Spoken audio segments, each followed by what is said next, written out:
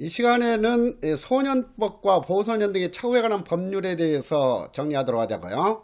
이 소년법과 보호소년 등의 처우에 관한 법률은 보호직 시험에 있어서는 매 시험마다 출제 비중이 약 25% 정도 차지하고 있고, 그리고 교정직 형사정책 시험에 있어서도 출제 비중이 매우 높죠. 그렇기 때문에 이 소년법과 보호소년 등의 처우에 관한 법률은 앞으로 세부적인 조문에 대해서까지 출제 범위에 포함이 될 거예요. 그리고 여러분들이 지금까지 공부를 해왔지만은 앞으로도 가장 중점을 둬야 할 것이 법령 공부죠. 그래서 이론 공부에 비해서 최소한 2배 내지 3배 정도 이렇게 해야 된다고 했어요. 자, 그래서 이번 시간부터 더욱더 확실하게 법령에 대해서 자신있게 준비를 해나가도록 하자고요. 자, 그러면 소년법 제1조를 먼저 보시죠. 소년법 제1조는 목적 규정인데, 이 소년법은 반사회성 있는 소년의 환경조정과 품행 교정을 위한 보호처분 등에 필요한 조치를 하고, 형사처분에 관한 특별한 조치를 함으로써 소년이 건전하게 성장하도록 돕는 것을 목적으로 한다. 그래서 소년법의 궁극적인 목적은 소년이 건전하게 성장하는 것을 돕는 것을 목적으로 하는 것이지, 범죄에 상한 처벌을 하는 것을 목적으로 하는 게 아니다 하는 거죠. 그래서 이 소년법 제1조는 국친사상의 바탕을 둔 보호주의 이념을 선언하고 있다 하는 것을 이해할 필요가 있죠. 그리고 제1조에 있어서는 키워드가 되는 것이, 이 법은 범죄를 범한 소년에 대한 어떤 처분을 하는 것을 목적으로 하는 것이 아니라 반사회성 있는 소년을 목적으로 하는 것이다 라고 규정을 하고 있죠. 그렇기 때문에 이 반사회성이 있는지 없는지를 파악하는 데 초점을 맞추는 것이 인격주의다 하는 것도 공부를 했어요. 자, 그리고 이 반사회성이 있는 소년에 포함시킬 수 있는 것은 촉법소년과 우범소년까지도 포함이 될 수 있는 것이죠. 자, 그래서 이러한 이 반사회성이 있는 소년에 대해서 잘못된 환경을 이렇게 바로잡아주고 개선해주고, 그리고 잘못된 품행, 즉 심리학적, 생물학적 그런 요인을 교정하기 위한 그런 보호처분 등에 필요한 조치를 하는 것을 목적으로 한다 하는 거예요. 자, 그래서 이 소년법에 있어서도 소년 비행 내지 범죄의 원인을 이 사회적인 그런 환경 요인과 개인적인 그런 요인으로 보고 있다 하는 것도 범죄 이론과 연관해서 이해할 수가 있죠. 자, 그 다음에 제2조에 있어서 소년 개념을 먼저 정확하게 이해할 필요가 있죠. 그래서 소년법에서 소년이란 19세 미만자를 말한다 라고 정의하고 있지, 기울 대상처럼 10세 이상 19세 미만자를 말한다 라고 규정한 게 아니다 하는 것을 이해할 필요가 있어요. 그래서 시험과 출제할 때 소년법상 소년의 개념 물을 때는 이 법률 규정 그대로 19세 미만자를 말한다가 정답이 되는 것이지, 10세 이상 19세 미만자를 말한다가 정답이 되는 게 아니다 하는 거예요. 2조에 있어서는 주로 소년 개념을 묻는 문제가 출제가 될 거예요. 그리고 해설을 통해서 정확하게 설명을 하고 있으니까 해설 부분도 빠짐없이 다시 한번 읽으면서 여러분들은 확실하게 이해를 좀 해줄 필요가 있죠.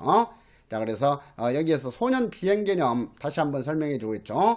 소년 범죄보다는 넓은 개념이다 하는 거. 그래서 이 소년 범죄에 포함시킬 수 있는 것은 범죄 소년의 행위와 촉법 소년의 행위이지, 우범 소년의 행위는 범죄 개념에는 해당되지 않는다.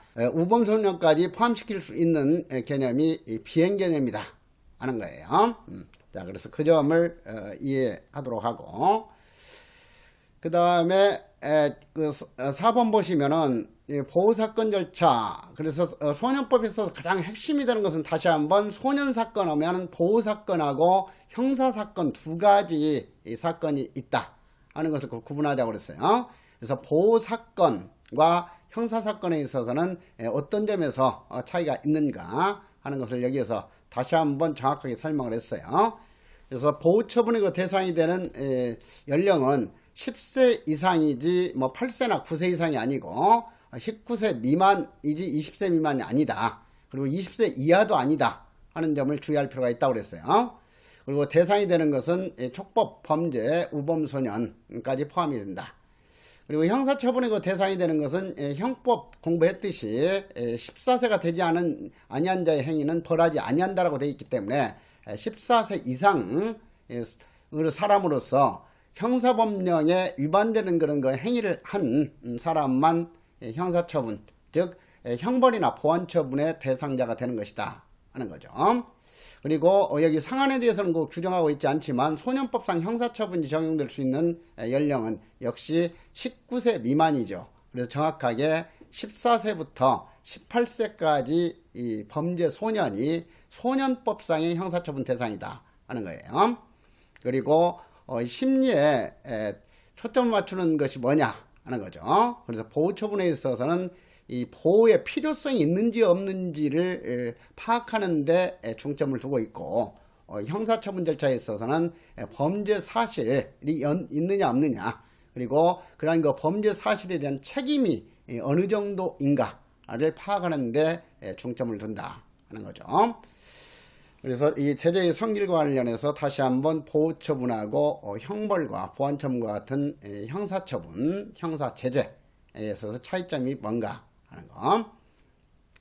그리고 이 보호처분에 관할 법원은 소년부 법원이지 형사법원이 아니다 하는 거죠. 그래서 소년법에 있어서 법원이라는 그런 거 단어가 나온다 하더라도 그 법원이 소년부 법원을 뜻하는 것인지 형사법원을 뜻하는 것인지를 구분하면서 소문을 파악하라 했어요. 그리고 보호처분에 있어서는 당사자주의가 적용되지 않고 철저하게 직권주의가 적용이 되기 때문에 소년부 판사가 검사의 청구 없이도 동행영장을 발부할 수도 있고, 그리고 보호처분, 1호 처분과 6호 처분, 7호 처분 같은 경우를 직권으로 변경할 수도 있고 하는 거죠. 자, 그래서 이 보호처분에는 철저하게 직권주의가 적용되는데 형사처분에 있어서는 기본적으로는 형사소송법이 근거하고 있는 당사자주의 원칙에 바탕을 두고 있다 하는 거죠.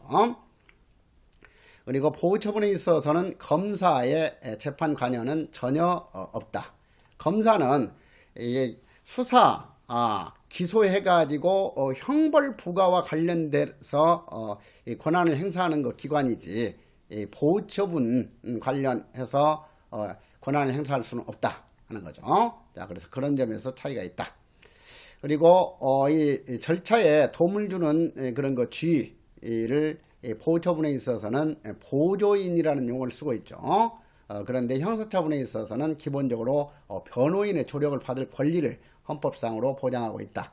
그래서 변호인인지 보조인인지를 구분해야 되고, 그래서 이 소년법에 있어서는 국선 변호인 제도를 특칙으로 규정하고 있는 게 아니죠. 국선 보조인 제도를 특칙으로 규정하고 있을 뿐이다. 국선 변호인 제도는 형사소송법에 의해서 형사처분의 특칙으로서 규정하고 있다 하는 것 등을 좀 주의하라고 그랬어요. 그리고 보호처분에 있어서는 철저하게 비밀주의 내지 비공개주의 원칙이 적용되는데 형사처분에 있어서는 공개 재판주의가 적용이 된다. 그래서 시험에 있어서도 이 심리의 공개 여부와 관련해서 순간적으로 착각하기 쉽다 했어요. 그래서 그런 점 주의하고, 보호처분에 있어서는 형사소송법은 전혀 적용되지 않는 거죠. 그리고 적법절차 원리에 있어서도 보호처분에 있어서는 상당 부분 적법절차 원칙이 완화가 된다 했어요. 그런데 형사처분 절차에 있어서는 적법절차 원칙이 전혀 완화될 수가 없죠. 그래서 소년에 대한 형사처분 절차일지라도 성인에 대한 형사처분 절차와 똑같이 이제 적법절차 원칙이 철저하게 적용이 돼야 된다 하는 거예요. 그 다음에 당연히 보호처분, 소년원에 다녀온다 하더라도 전과자가 아니죠. 그리고 이 교정 보호시설과 관련해서 보호처분에 대해서 대상자를 수용해 가지고 교육하는 거 기관이 소년원이다. 그래서 소년원은 복지기관 내지 특수한 교육기관이지 형 집행기관이 아니다 하는 거예요. 그래서 이 소년원하고 소년교도소도 항상 문제 풀면서 주의해서 구분해야 된다 했죠.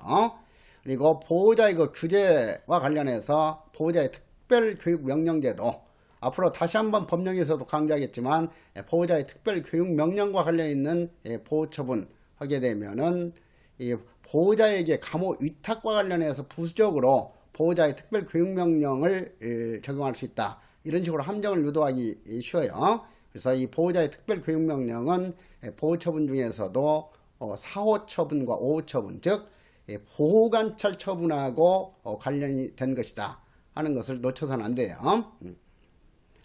그리고 당연히 형사처분과 관련해서는 이 당사자 책임 원칙이기 때문에 보호자에 대해서 개입할 수가 없는 것이죠.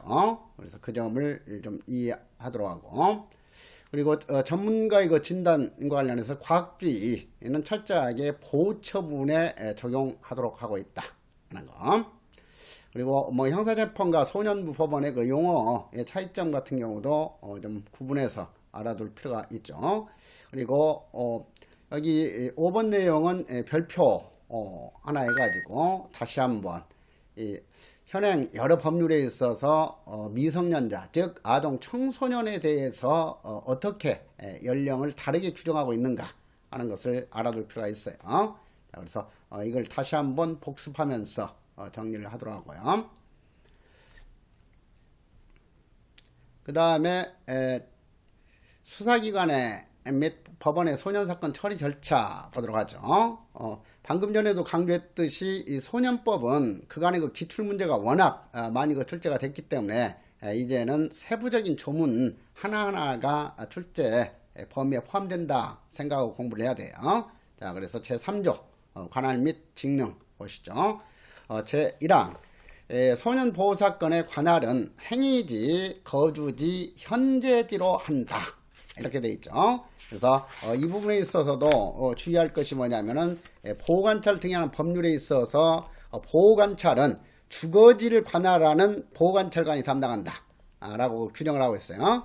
그래서 보호관찰법상 31조에서 그 규정하고 있는 보호관찰관의 관할 기준하고 이 소년부 법원의 관할 기준을 헷갈리도록 출제할 수가 있으니까 그 점을 좀 대비시키도록 하세요. 그래서 이 부분에 있어서 보호관찰법 31조 참조 이렇게 같이 기입을 해가지고 비교를 해놓도록 하세요. 자, 그래서 소년부 관할 기준이 되는 것은 바로 행위지, 거주지, 현재지이다. 그렇지만 보호관찰관의 집행 관할은 거주지 기준으로 한다.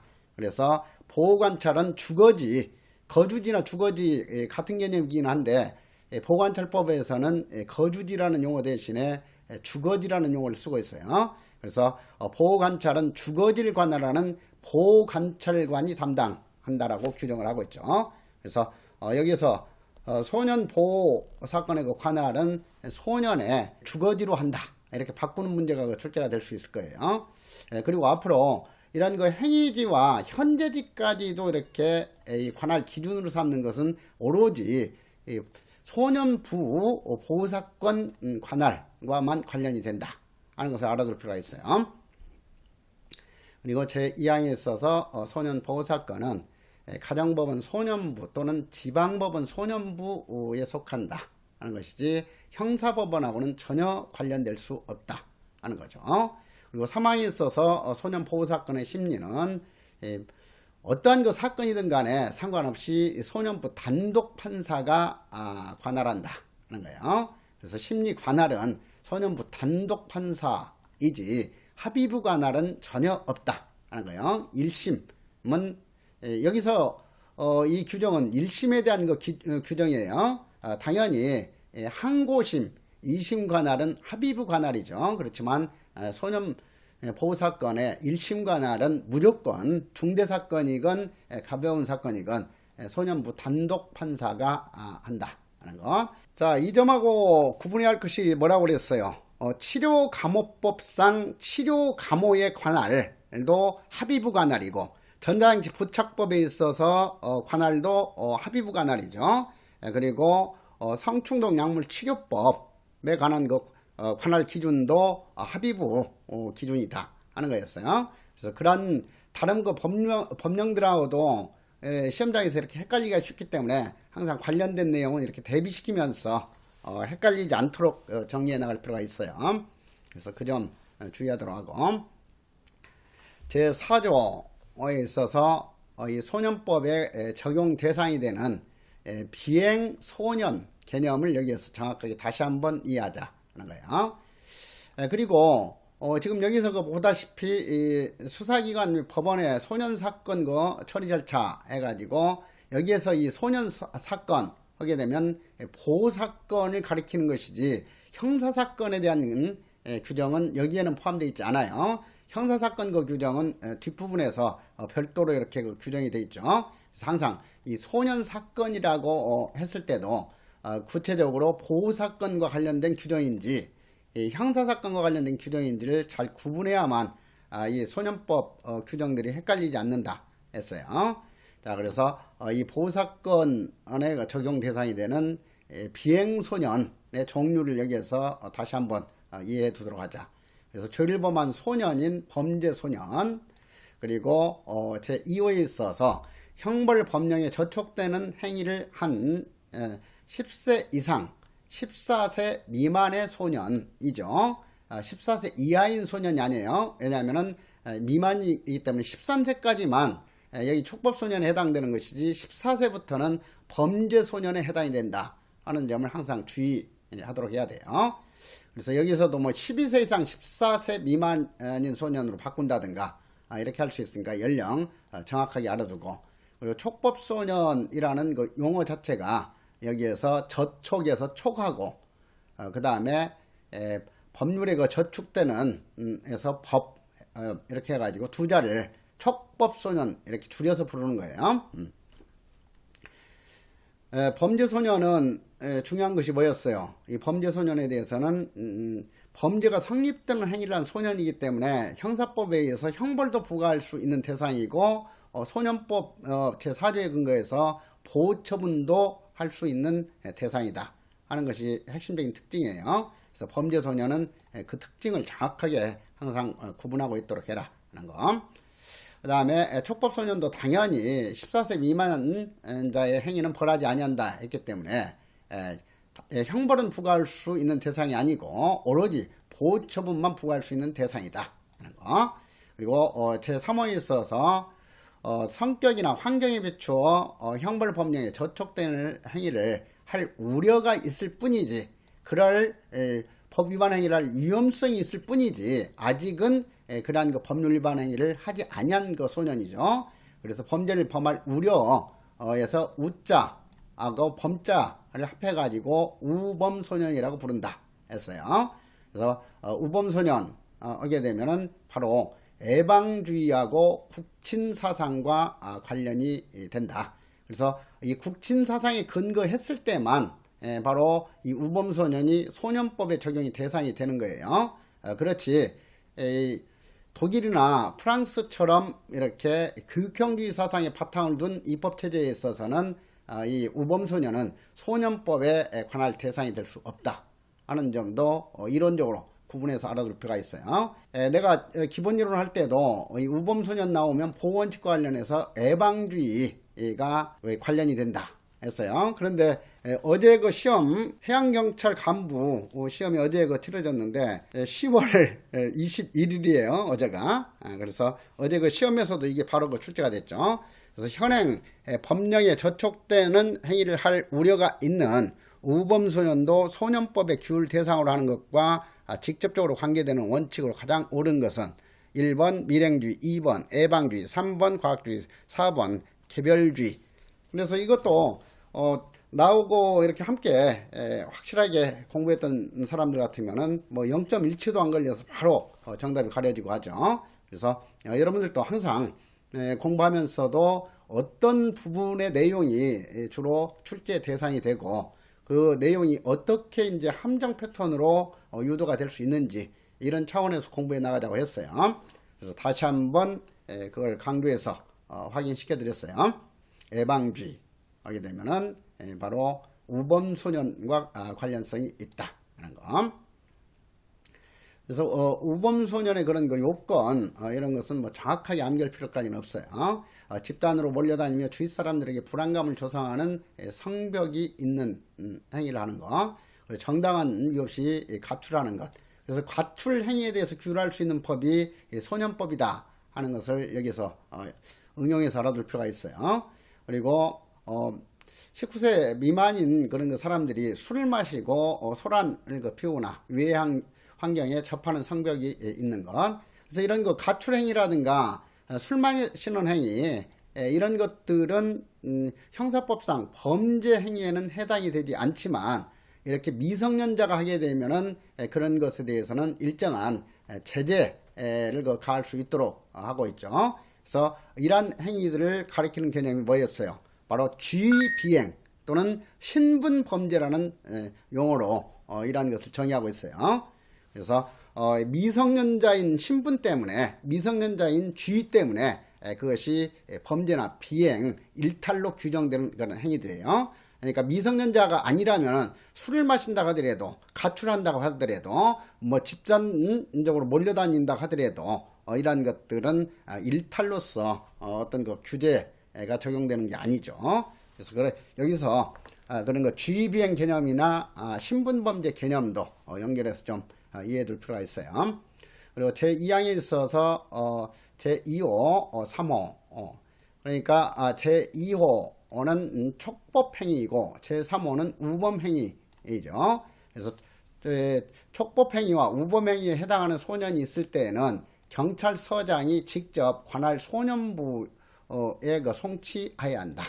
1호 처분 범죄행위를 한 소년에 대해서는 경찰서장이 직접 소년부에 송치할 수 없다는 것이 출제가 잘 돼요. 그래서 그 점을 확실하게 알아두실 필요가 있죠. 경찰서장이 직접 소년부에 송치할 수 있는 그 대상은 촉법소년과 우범소년이지 범죄소년은 해당되지 않는다.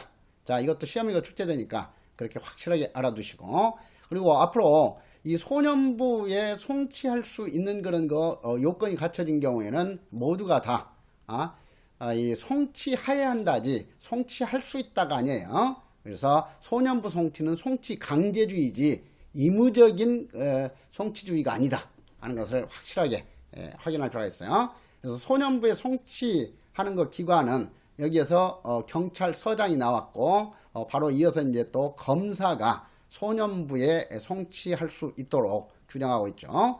그리고 또 검사가 형사법원에 기소했지만은 형사법원에서 심리하다가 보호처분의 필요성이 있다고 인정하게 되면 형사처분 절차를 중단시키고 보호처분을 해주도록 하기 위해서, 자기는 보호처분을 할 수가 없죠. 형사법원에서는.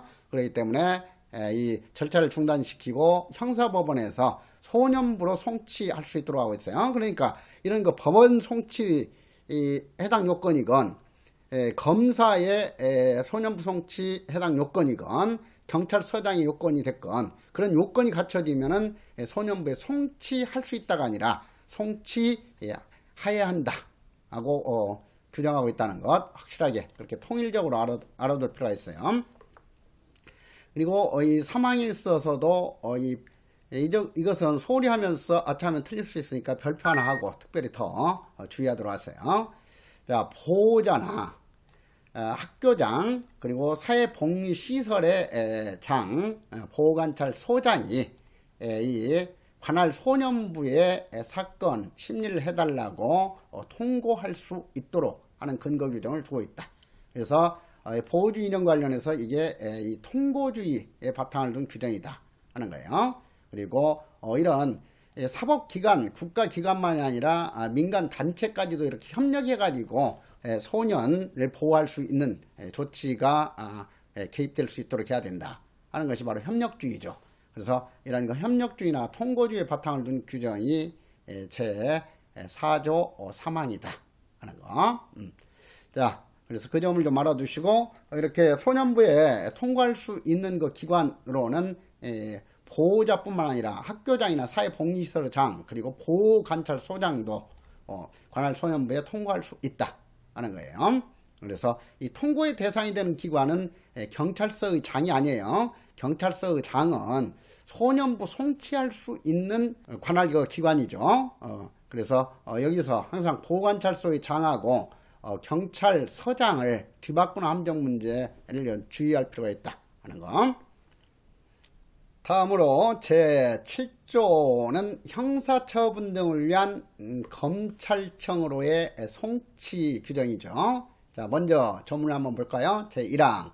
소년부는 조사 또는 심리한 결과 금고 이상의 형에 해당하는 범죄 사실이 발견된 경우 그 동기와 재질이 형사처분을 할 필요가 있다고 인정하면 결정으로서 소년부에서는 아까 이 앞에 그 정리가 되어 있듯이 이 결정으로 선고되는 것이지 이 판결로서 선고되는 게 아니다.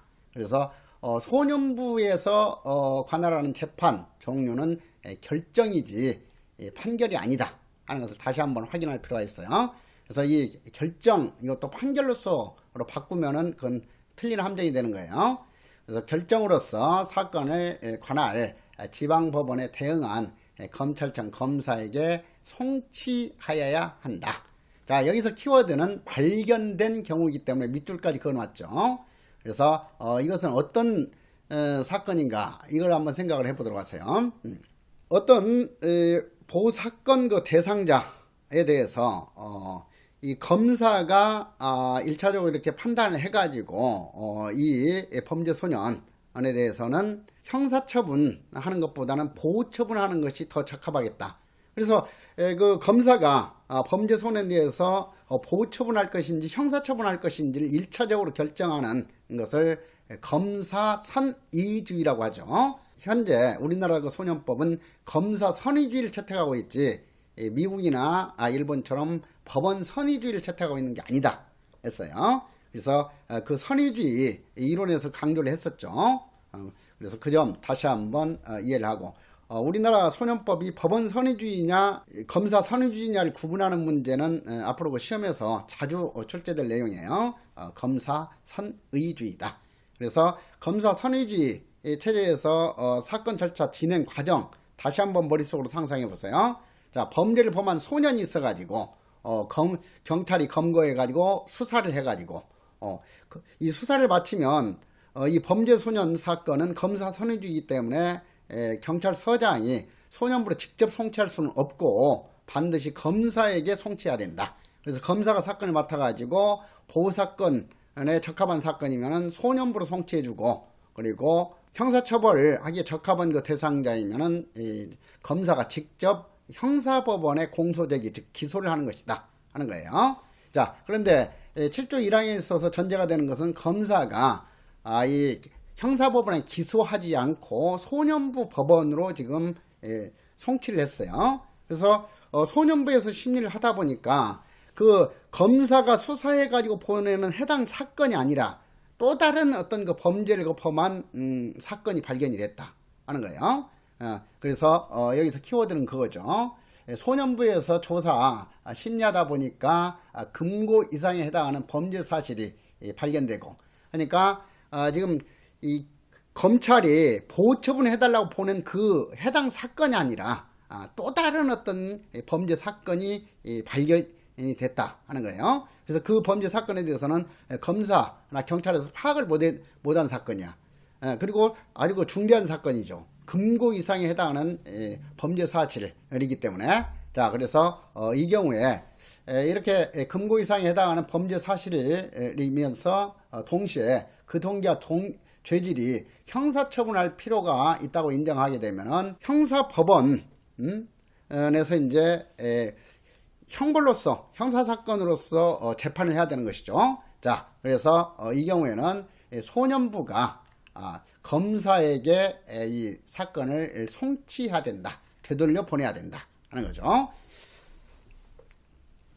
자, 2항 소년부는 조사 또는 심리한 결과 자, 이것도 이제 소년부로 보내온 사건이에요.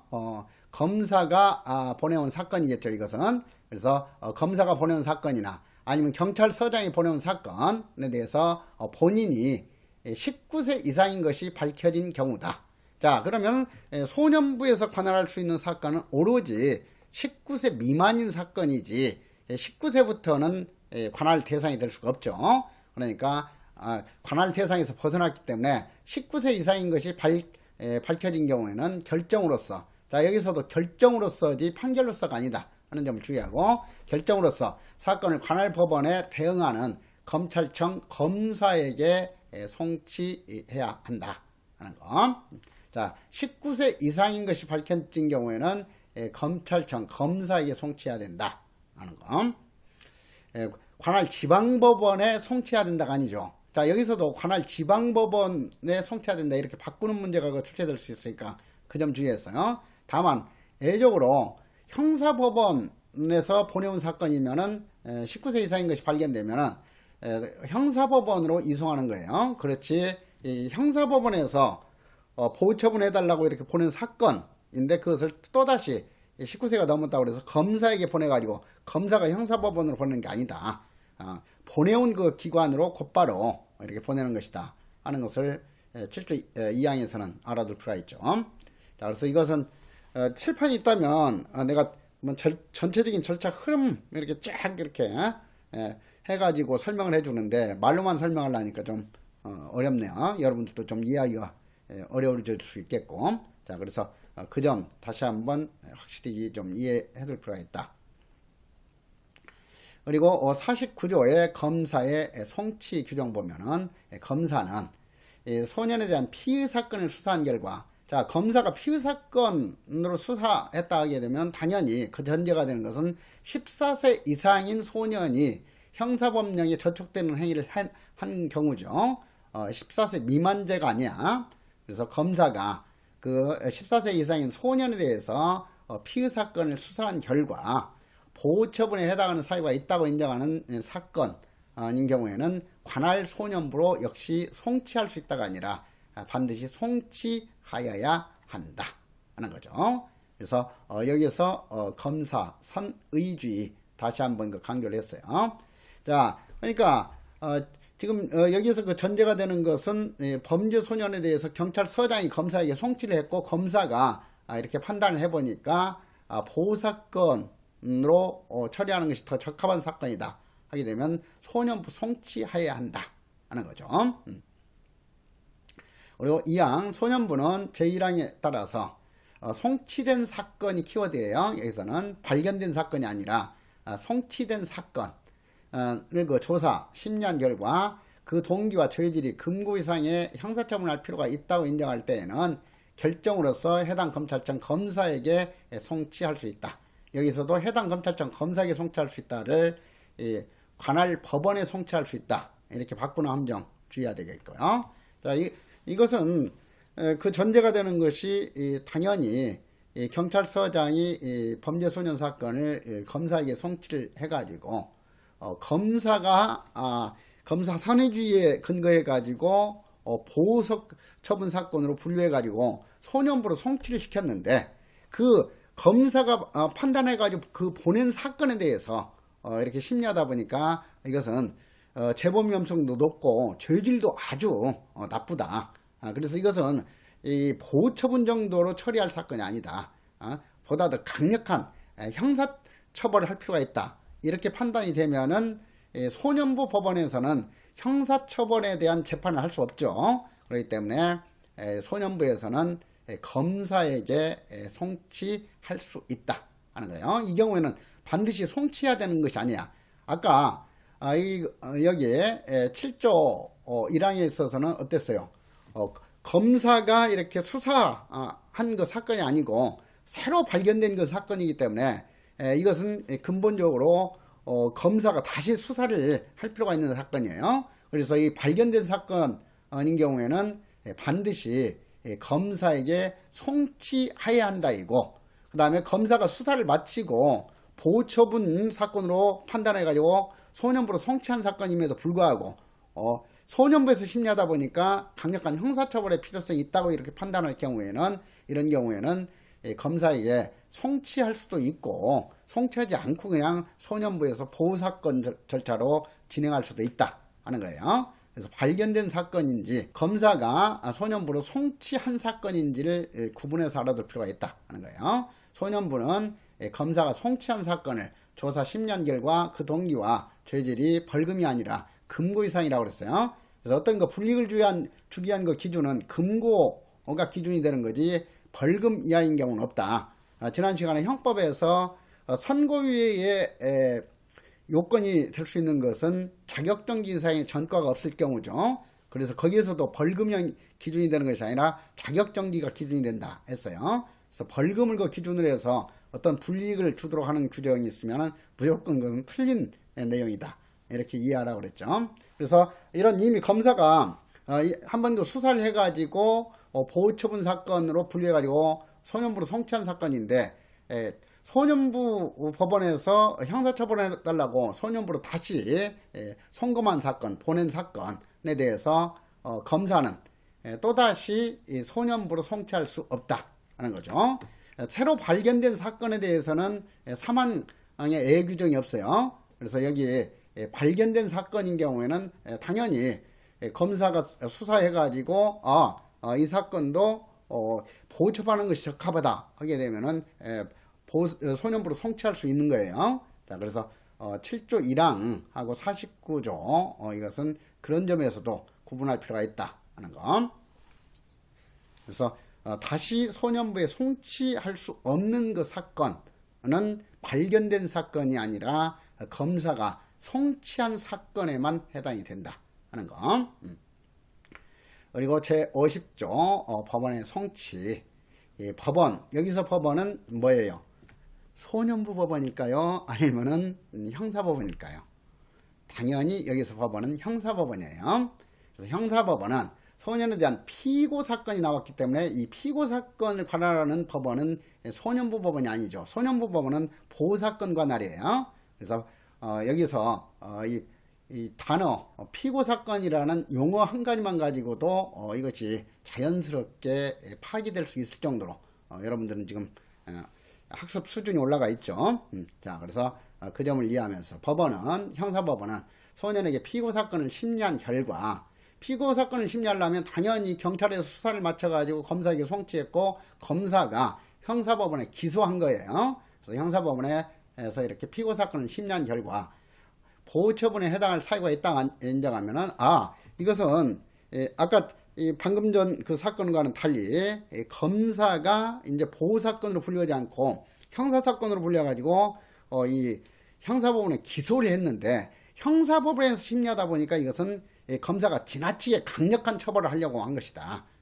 그래서 이런 그 형사처벌을 하려고 하는 것이 잘못된 결정이다. 이렇게 판단이 되게 되면은 이 앞길이 구마리 같은 그 소년에 대해서 전과자 만들도록 해서는 안 된다. 이렇게 판단해 가지고 이 형사법원에서 심리를 중단시키고 보호처분 해달라면은 어떻게 해야 돼요? 보호처분을 결정할 수 있는 소년부로 송치하는 것이죠. 그래서 이 경우 같은 경우는 이미 검사가 기소한 사건이기 때문에 검사한테 되돌려 보낼 필요가 없는 거예요. 곧바로 형사법원에서 소년부로 송치해야 한다 하는 거. 자, 그래서 그 점 이해하도록 하고, 그리고 제51조 이송. 소년부는 50조에 따라서 송치받은 사건, 이것은 이제 형사법원에서 보호처분해달라고 송치한 사건이죠. 그래서 소년부는 형사법원에서 이 송치한 사건을 조사 심리한 결과 사건 본인이 19세 이상인 경우에는 이 법원으로 그 해당 형사법원으로 다시 이송해야 된다. 아까 그 강조했듯이 검사가 보낸 사건인데 19세가 넘었을 때는 검사한테 되돌려 보내는 것이고 형사법원에서 보호처분해달라고 소년부로 송치한 사건인데 19세 이상인 것이 발견되면은 19세 이상은 소년부 관할이 아니기 때문에 형사법원에 보내온 사건은 형사법원으로 이송해야 된다 하는 거. 자, 그 점 이해하도록 하고 52조 소년부 송치 시의 신병 처리 제1항 49조 1항 이나 50조에 따른 소년부 송치 결정이 있는 경우에는 소년을 구금하고 있는 시설의 장은 검사의 이송지를 받은 때부터 소년부가 있는 시군에서는 24시간 이내에 그리고 소년부 법원이 없는 그런 그 시군에서는 48시간 이내에 이 관할 소년부로 인도해야 된다 하는 것. 그러니까 52조에서도 그 전제가 되고 있는 것은 뭐예요? 범죄 소년 사건으로서 형사처분 사건으로 분류가 돼 가지고 이제 구속된 상태에 있는 그런 사건이에요. 그래서 이런 사건에 대해서 49조 1항 검사가 이제 그 구속했다가 보니까 이것은 기소하기에는 적합하지 않고 보호처분하기에 적합하다고 판단한 경우나 49조 1항 그리고 검사가 이미 형사법원에 기소해가지고 형사법원에서 심리하다 보니까 이것은 보호처분할 사건이지 형사처벌할 사건이 아니다고 판단한 그 사건에 대해서 이렇게 판단 내리면은 그대로 계속 구속하고 있어서는 안 되죠. 그렇기 때문에 이 소년부 송치 결정이 있는 경우에는 소년을 구금하고 있는 시설의 장, 즉 구치소장, 교도소장은 검사의 이송지를 받은 때로부터 이지 법원의 허가를 받은 때로부터 잘 바꿔요. 검사의 이송지를 법원의 허가로 잘 바꾸니까 그 점도 주의하면서요. 검사의 이송지를 받은 때로부터 24시간 당연히 24시간 이내 그리고 48시간 이내 구분하는 문제가 출제가 되겠죠. 자, 그 점 이해하고 이 경우에 구속영장의 효력은 동행영장이 아니라 형사사건이었다는 것을 알 수 있는 것이 여기서 또 구속영장이에요. 구속영장의 그 효력은 소년부 판사가 임시조치에 따른 소년에 관한 감호에 관한 거 결정을 한 때 상실이 된다 하는 것. 그래서 그죠. 구속영장의 그 효력이 바로 이렇게 상실이 되는 것이 아니라 구속영장의 효력은 그대로 유지되다가 임시조치를 결정한 때 이 구속영장의 효력이 없어진다 하는 것. 그리고 이 항에 있어서 이런 그 인도화 결정은 구속영장의 효력기간 내에 이루어져야 된다 하는 것. 구속영장의 그 효력이 하루밖에 안 남았다 하게 되면은 여기 법원 소년부가 없는 그 시군일지라도 24시간 이내에 이렇게 보내야 되겠죠. 구속영장의 효력기간 내에 이루어져야 된다 하는 거. 자, 그 말의 의미를 좀 이해하도록 하고요. 그래서 여기 그 해설을 통해서 여러분들 그 이해하기 쉽게끔 자세히 그 정리를 해놨어요. 그러니까 확실하게 그 해설을 통해서 이해를 하면서 법령을 정리해 나가도록 하세요. 자, 그리고 제 6조 보시죠. 제 6조 이송도 최고에 와서는 종종 그 출제가 되고 있죠. 그래서 이송에 있어서도 1항과 2항 구분하는 문제가 출제가 돼요. 그래서 보호 사건을 송치받은 소년부는 보호의 적정을 기하기 위하여 필요한 때 이것은 보다 더 적합한 결정을 하기 위해서 이송할 수 있다 하는 거죠. 그것은 그 해당 소년부에서도 관할할 수 있는 사건임에도 불구하고 보다 더 적절한 결정을 내리도록 해주기 위해서는 재량으로 이송할 수 있다. 의무적 이송이에요. 그렇지만은 관할에 속하지 아니한다고 인정하는 경우에는 만약에 관할에 속하지 않는데 그 해당 소년부에서 결정 내렸다 하면 위법한 결정이 돼버리는 거죠. 위법한 결정은 그건 취소가 돼야 되는 거예요. 나중에. 자, 그러기 전에 이 관할에 속하지 아니한 경우에는 위법한 처분을 하기 이전에 당연히 관할 소년부로 이송해야 된다 하는 것. 그래서 1항과 2항 구분하는 문제가 출제가 되니까 그 점만 좀 간단하게 이해를 해주면 되겠어요. 그 다음에 제8조에 있어서 제6조와 7조에 따라서 결정했을 때 지체 없이 그 사유를 본인과 보호자에게 알려야 한다. 그래서 어떤 거 결정 내려졌을 때 이 본인과 보호자에게 알려야지 본인 또는 이 보호자에게 알려야 된다 하는 게 아니에요. 본인 또는 해버리면 어때요? 본인에게 알려도 되고 보호자에게 알려도 되고 어느 한쪽에만 선택해서 알려도 되는 거죠. 그렇지만은 본인과 보호자라고 돼 있으면은 당연히 양쪽 모두에게 알려야 되지 어느 한쪽에만 선택적으로 알리면 그것은 위법이다 하는 거예요. 자, 그래서 이것도 함정 만들기 아주 좋죠. 본인과 보호자를 이렇게 본인 또는 보호자로 바꾸는 함정. 그래서 그 점을 주의하도록 해라 하는 거. 그래서 이런 거 이송 결정을 내렸다거나 이 7조에 따라서 이렇게 검사가 결정을 내린 경우, 자, 이때는 본인과 보호자에게 알려야 한다 하는 것을 확실하게 알아두시도록 하고요. 그 다음에 보호사건의 그 조사 심리, 보조인 제도까지 오늘 나가도록 할게요. 제 11조에 있어서 그 조사 명령, 소년부 판사는 조사관에게지 여기에서 보호관찰관에게로 바꾸면 안 돼요. 그래서 보호관찰관에게 조사를 의뢰하는 것은 보호관찰 등에 관한 법률 제19조의 2 결정전 조사 규정이 있어요. 그래서 제11조 이것은 보호관찰 등에 관한 법률 제19조의 2 결정전 조사 규정하고 헷갈리도록 문제를 출제할 수 있으니까 여기에 보호관찰법 제19조의 2 비교 이렇게 표기해가지고 같이 이렇게 연계시켜서 이해를 해놓도록 하세요. 그래서 조사 명령 규정은 소년부 판사는 조사관에게 사건 본인 보호자 또는 참고인의 신문이나 그 밖에 필요한 사항을 조사하도록 명할 수 있다. 그래서 여기서 조사관에 대한 그 명령은 의무적 명령이지 필요적 명령이 아니죠. 명예한다가 아니라는 거. 그리고 이 항에 있어서 소년부는 제4조 3항에 따라서 통고된 소년을 심리할 필요가 있다고 인정하면은 지금 통고는 누가 한다고 그랬어요.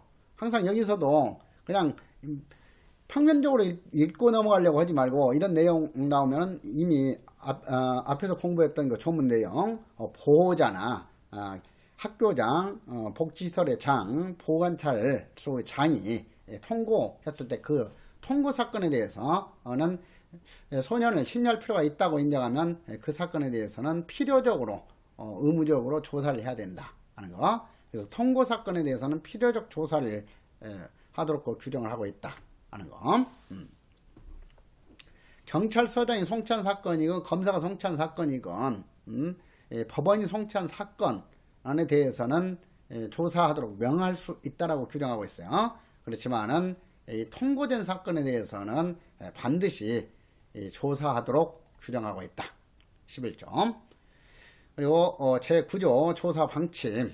여기서 조사 방침은 지금 형사법원에서 심리하기 위해서 조사하는 내용이 아니죠. 자, 그래서 여기서 놓고 분해야 할 것이 보호사건과 관련된 내용들이다 하는 거야. 그래서 보호사건 절차에 있어서 조사는 의학, 심리학, 교육학, 사회학이나 그 밖에 전문적인 지식을 활용하여 소년과 보호자, 참고인의 품행, 경력, 가정 상황 등까지 이렇게 파악하도록 하는 것은 바로 그 해당 비행소년의 인격적인 특성, 개성을 파악하기 위한 것이죠. 그렇지 어떤 그 비행 사실 자체를 파악하기 위한 것이 아니다 하는 거야. 그래서 인격주의, 과학주의를 반영한 그 규정이다 하는 거. 제12조 전문가의 그 진단. 소년부는 조사 또는 그 심리할 때 전문가의 그 진단, 소년 분류심사원의 분류심사의 결과와 의견, 보호관찰소의 조사 결과와 의견 등을 고려해야 한다. 그래서 반드시 이러한 그 전문가의 진단이나 소년 분류심사원의 분류심사 의견 그리고 보호관찰소 등의 의견까지 의무적으로 고려를 해야 되기 때문에 보호관찰소의 조사 결과를 하도록 하는 그 근거 규정이 방금 전에 언급한 보호관찰법 제19조에서 결정전 조사 규정이에요. 그래서 결정전 그 조사 그 담당하는 그 기관, 판결전 조사나 결정전 조사를 담당하는 기관이 보호관찰소의 장이죠. 그래서 보호관찰소의 조사 결과와 의견까지도 이렇게 고려하도록 규정하고 있다. 제10조 진술거부권 고지도 형사처분 절차라면 별도로 이런 그 특칙 규정을 둘 필요가 없는 거예요. 왜? 당연히 형사소송법에 이런 진술거부권 고지에 관한 그 규정이 있죠. 그렇기 때문에 소년법에서 또다시 특별법으로 규정할 필요가 없어요. 근데 이 보호사건 절차는 원칙적으로 국친주의에 바탕을 두고 있기 때문에 적법 절차 원칙이 대폭적으로 완화가 된다. 그렇지만은 이 골트 판례 이후 골트 판례는 앞으로 이거 시험에도 출제될 가능성이 높아요. 그래서 이 교재에도 설명이 되어 있죠. 그래서 골트 판례에 의해서 어떤 거 결정이 나왔냐면 소년 보호사건 절차일지라도 적법 절차 원칙이 적용되지 않으면 그것은 위헌이다. 그렇기 때문에 보호사건 절차에 대해서도 적법 절차 원칙을 적용해라 하는 거 판례였어요. 그래서 그 판례 이후에 소년 보호사건 절차에 있어서도 적법 절차가 강조되는 그 경향이 나타났다. 따라서 우리 소년법에서도 보호사건 절차에 있어서도 진술 거부권 고지와 같은 적법 절차를 부분적으로 명시했다 하는 거예요. 그래서 이 소년부 또는 조사관이 범죄 사실에 관하여 소년을 조사할 때는 미리 소년에게 불리한 진술 거부할 수 있음을 알려야 한다. 그리고 여기서 주의할 것은 단순히 뭐 가출하는 행위라든가 집단적으로 몰려다니면서 술 마시는 행위라든가 이런 거 비행 사실에 대해서는 이런 거 불리한 진술 거부할 수 있음을 알릴 필요가 없어요. 범죄 사건에 한해서만 이렇게 불리한 진술을 거부할 수 있음을 알리도록 규정하고 있다 하는 건, 왜냐하면 이런 거 범죄 사건 같은 경우는 아차하면은 기소가 돼가지고 형사처벌도 받을 수가 있는 것이죠. 그런데 조사하면서 형사처벌에 불리한 사실까지 이렇게 진술한다든가 하게 되면 그 소년에게 불이익이 될 수 있기 때문에 그런 점을 감안해 가지고 이 범죄 사실에 관하여는 소년에 대해서 그 조사할 때 불리한 진술을 거부할 수 있음을 반드시 알리도록 하고 있다 하는 거. 자, 이어서 13조 보시도록 하죠. 13조 소환 및 동행영장이죠. 자, 여기서 동행영장이라고 되어 있기 때문에 이것도 보호사건 절차라는 것을 파악할 수가 있죠. 자, 형사사건 절차라면 당연히 동행영장이 아니라 체포영장이나 구속영장이라는 용어로서 규정이 되어 있을 거예요. 자, 그래서 그 점과 구분하면서 동행영장이랑 소년부 판사는 사건의 조사 또는 심리에 필요하다고 인정하면 기일을 지정하여 사건 본인뿐만 아니라 보호자 또는 참고인까지도 소환할 수 있다. 그래서 소환 대상이 되는 것은 비행 소년 본인과 보호자 그리고 참고인까지 소환 대상이 된다 하는 거. 그리고 제2항에 있어서 사건 본인이나 보호자이지 참고인은 여기에 적용이 되지 않죠. 사건 본인이나 보호자가 정당한 이유 없이 소환에 응하지 아니한 경우에는 소년부 판사는 검사의 청구 없이도 직권으로 동행영장을 발부할 수 있다. 형사사건 절차였다면 당연히 검사의 청구에 따라서만 체포영장이나 구속영장을 발부할 수 있죠. 그렇지만은 이 보호사건 절차에서는 직권주의가 철저히 적용되기 때문에 소년부 판사가 직권으로 동행영장을 발부할 수 있다 하는 점을 이해하도록 하세요. 그리고 시험과 관련해서는 이 소환의 대상이 되는 것은 참고인까지 포함되지만 동행영장 발부 대상이 되는 것은 본인과 보호자에 한정되는 것이지 참고인까지 해당되지 않는다. 자, 그래서 그 점을 구분하는 문제가 출제될 가능성이 높기 때문에 별표 2개 하세요. 그리고 14조 긴급 동행영장 관련해서 소년부 판사는 사건 본인을 보호하기 위하여 긴급조치가 필요하다고 인정하면 13조 1항에 따른 소환 없이도 동행영장을 발부할 수 있다. 그래서 소환 없이도 긴급하게 동행영장 발부할 수 있도록 하고 있기 때문에 긴급 동행영장이라는 용어를 쓰는 거예요. 그래서 그 점을 알아두도록 하세요. 소년부 판사는 소환 없이도 동행영장을 발부할 수 있도록 규정을 두고 있다. 그래서 소환 없이는 긴급 동행영장을 발부할 수 없다. 이렇게 바꾸는 문제 주의하고, 그리고 이렇게 긴급 동행영장을 발부하는 사유가 사건 본인을 보호하기 위해서인 것이지 도주방지나 증거인멸 방지가 아니다. 체포영장이나 구속영장 발부 요건은 도주방지 또는 증거인멸 방지가 되겠지만 이런 이 동행영장 발부는 그 해당 소년을 보호하기 위한 것이지 이런 도주방지 등을 위한 것이 아니다 하는 거예요. 그래서 난도 높은 함정 문제를 출제할 때 이것을 바꿔가지고 출제할 거니까 그 점 주의하세요. 그래서 14조도 별표 2개 하세요. 그리고 제16조에 있어서 체포영장이나 구속영장의 집행은 당연히 사법경찰관리가 그 집행을 해야 되겠지만 이 동행영장은 조사관이 집행한다. 조사관은 법원 소년부 소속 공무원이죠. 자, 그래서 동행영장은 원칙적으로는 조사관이 집행하는 것이지 사법경찰관리나 여러분들 보호관찰관님께서 집행하시는 게 아니다 하는 거. 자, 그 점 주의하고. 다만 예외적으로 소년부 판사는 소년부 법원 서기관, 사무관, 법원 조사부나 보호관찰관님이나 사법경찰관리에게 동행영장을 집행하게 할 수는 있다 하는 거. 그리고 동행영장을 집행하면은 그 지체 없이 보호자, 보호조인에게 알려야 한다 하는 것. 여기에서도 당연히 보호자나 보호조인에게 알려야 한다 하는 거죠. 여기 비행소년 본인에게 동행영장을 발부해가지고 강제로 지금 끌고 가는 거예요. 그러니까 본인에게는 다시 알릴 필요 없는 것이고, 당연히 이런 경우에는 보호자님이나 보호조인에게 이렇게 알려야 한다 하는 거예요. 여기서는 양쪽 모두에게 알리도록 하는 게 아니죠. 보호자 또는 보호조인에게 알리도록 하는 것이지 보호자와 보호조인에게 알리는 게 아니다 하는 점을 좀 주의하도록 하세요. 보호자나 보조인, 이것은 보호자 또는 보조인하고 같은 말이잖아요. 그리고 제19조에 있어서 보조인 선임 규정도 출제가 잘 되니까 별표 3개 하시고요.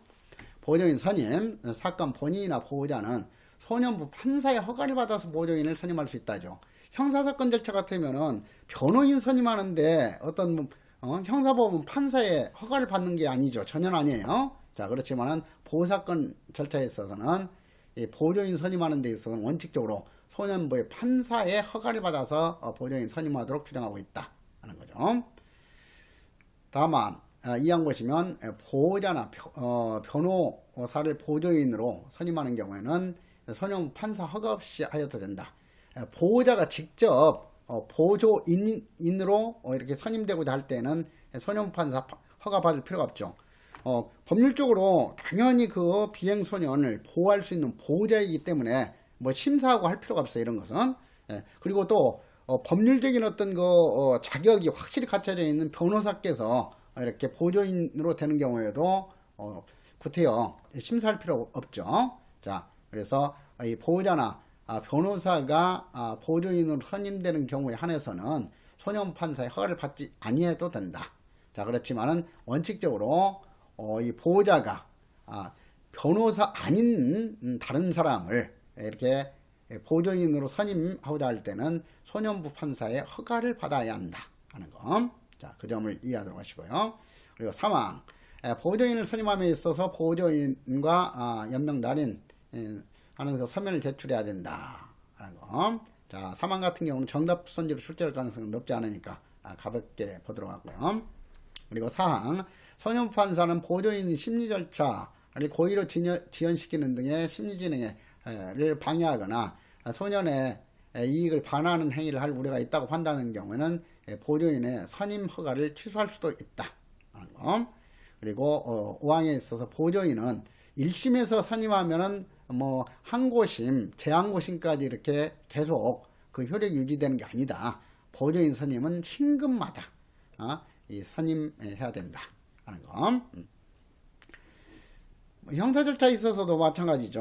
뭐 어떤 변호인을 1심에서 변호인 선임해가지고 그 변호인이 이렇게 제대로 뭐 심리를 못해가지고 중형이 선고됐다 하더라도 또다시 그 변호인을 항고심에서 항소심이죠. 형사 절차니까 항고심이 아니라 형사 절차니까 이 보호사건 절차는 불복했을 때는 항고라고 그래서 항고. 그렇지만 형사 절차에서는 제2심이 항소심이죠. 항고심이 아니라.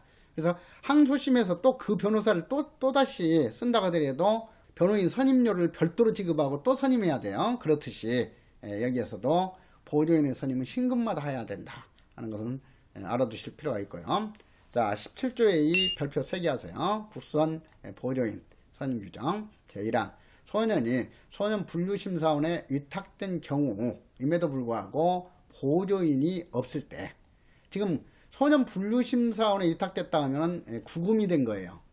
자유가 박탈돼가지고 구금됐죠. 그래서 지금 심각하게 인권 침해가 나타날 수 있는 상황인데, 그런 상황인데 보조인이 없다 하게 되면은 이 법원은 변호사 등 적정한 자를 보조인으로 반드시 선정해야 된다. 그래서 국가에서 이 보조인 선임료까지 지불하면서 의무적으로 이렇게 보조인을 선정하도록 하고 있다. 이것이 바로 국선 보조인 선임 규정이에요. 그래서 의무적으로 국선 보조인을 선임해야 하는 요건은 뭐냐 하게 되면 소년이 소년 분류심사원에 입탁된 경우예요. 자, 그래서 그 점.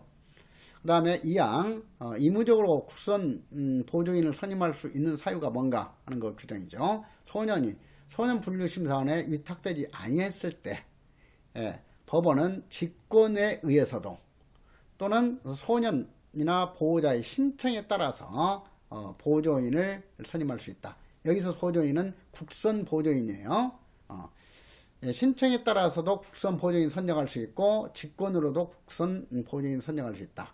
자, 소년 분류심사원에 위탁되지는 않았지만 소년에게 신체적 정신적인 장애가 의심되는 경우나 빈곤이나 그 밖의 사유로 보조인을 선임할 수 없는 경우나 그 밖에 소년부 판사가 보조인이 필요하다고 인정되는 경우에는 소년분류심사원에 위탁된 경우가 아닐지라도 소년부 판사가 직권으로 국선 보조인을 선정할 수도 있고 신청에 따라서도 선정할 수 있다 하는 거. 자, 그래서 소년분류심사원에 위탁된 경우에 한해서만 국선 보조인을 선임할 수 있다 하면 X가 된다 하는 거. 그래서 그 점을 확실하게 알아두고, 이미 이론에서도 그 강조했듯이 소년보호의 이념 자료가 출제가 되기 때문에 다시 한번 여기 정리된 내용 확실하게 알아둘 필요가 있어요. 자, 그리고 지금 기본서에서는 그 강조하지 않았지만은 새롭게 그 출제될 내용으로서 정리가 되어 있는 것이 이 10번부터예요.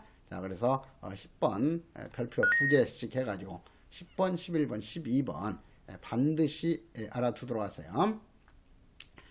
그래서 여러분들 뭐 시험에 있어서 이번에 지금 7급 시험에서도 그런 사실이 느껴졌겠지만은 뭐 기출문제만 해가지고 새롭게 출제된 내용 틀리게 되고 그래가지고 뭐 뒤쫓아가면서 기출문제 출제됐던 내용 포함시켜서 공부하고 이런 것은 그 여러분들한테는 아무 가치가 없는 거예요. 그래서 새롭게 그 출제될 내용을 미리 예측해가지고 대비를 해야만이 내가 합격하고 다른 사람이 떨어질 수 있게 할 수 있는 거예요. 자, 그렇기 때문에 이번 뭐 7급에서도 다른 수험서에는 일체 포함되어 있지 않는 스토킹 처벌법이라든가 그 다음에 아바딘스키의 조직범죄의 특성 이런 것까지도 내가 기본서에서 다뤘는데 곧바로 지금 7급 시험에서 그런 내용까지 출제가 됐듯이 이런 내용들도 내년 시험 여러분들 그 시험에서 곧바로 또 그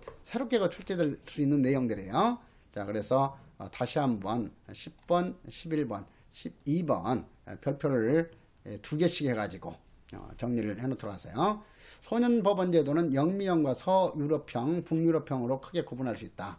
영미형은 국친사상을 이념으로 삼아가지고 소년법원에서 범죄소년과 우범소년 같은 보호가 필요한 소년, 요보호소년을 모두 관할하도록 하고 있다. 그래서 이 소년부 법원이 사법기능과 복지기능까지 겸하도록 하는 그 제도다 하는 거죠. 그래서 우리나라도 이런 측면에서는 바로 영미형의 영향을 받았다 이렇게 볼 수 있겠고, 서유럽형은 교육형주의를 그 이념으로 삼아가지고 소년법원에서는 범죄소년만을 관할하는 것이지 형사처벌할 수 있는 소년이 범죄소년이죠. 그렇기 때문에 범죄소년만 관할하지 촉법소년이나 우범소년은 관할하지 않는다 하는 것이 특징이에요. 그 다음에 북유럽형은 소년법원 없이 복지행정기관에서 모든 범죄소년까지 이렇게 관할하도록 하고 있다 하는 거. 자, 우리나라는 영미계의 국친사상과 서유럽형의 교육형주의가 혼합된 상태로 발전이 된 것이다. 어느 하나의 영향을 전적으로 받은 게 아니다 하는 것까지 확실히 알아두도록 하세요. 그 다음에 소년법원은, 자, 이것은 역사가 출제가 될 수 있으니까 기억을 해야 돼요. 1899년 미국 일리노이주에서 소년재판소법이 제정이 되었다 하는 것. 이 소년법원제도의 사상적 토대가 된 것이 바로 국친사상이었다. 국친사상은 친부모가 자신의 역할과 의무를 다하지 못할 때 국가가 부모의 역할과 책임을 지는 것을 뜻하는 개념이다. 그래서 국친사상이 미국 사법절차에 처음 적용된 것이 바로 펜실바니아 대법원 사건이었다 하는 거.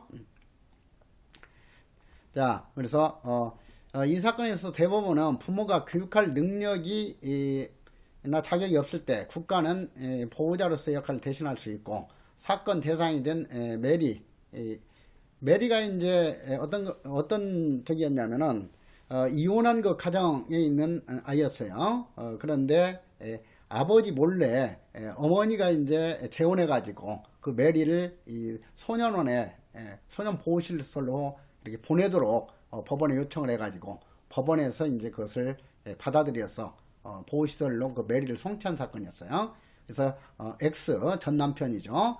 전 남편이 이것에 대해서 적법 절차가 적용되지 않고 보호시설로 송치한 사건이기 때문에 이것은 위헌이다, 무효다 이렇게 주장했던 건데, 이 펜실바니아 대법원에서 이 보호사건 절차에서는 적법 절차가 적용되지 않아도 된다. 왜냐하면 국친 사상이 근거해 가지고 어버이로서 보호해주는 그런 그 절차이기 때문에 이 적법 절차 원칙은 적용되지 않아도 문제되지 않는다고 했던 거예요.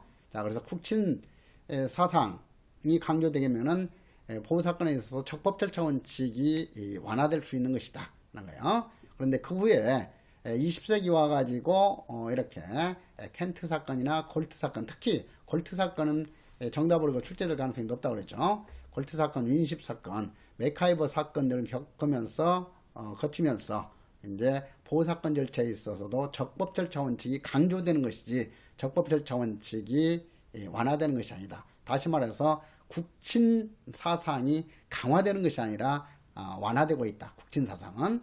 그래서 적법 절차 원칙하고 국친 사상은 반대로 이렇게 구분해야 돼요. 자, 그래서 그 내용까지 확실히 알아두시도록 하세요. 자, 오늘은 여기까지 하도록 할게요.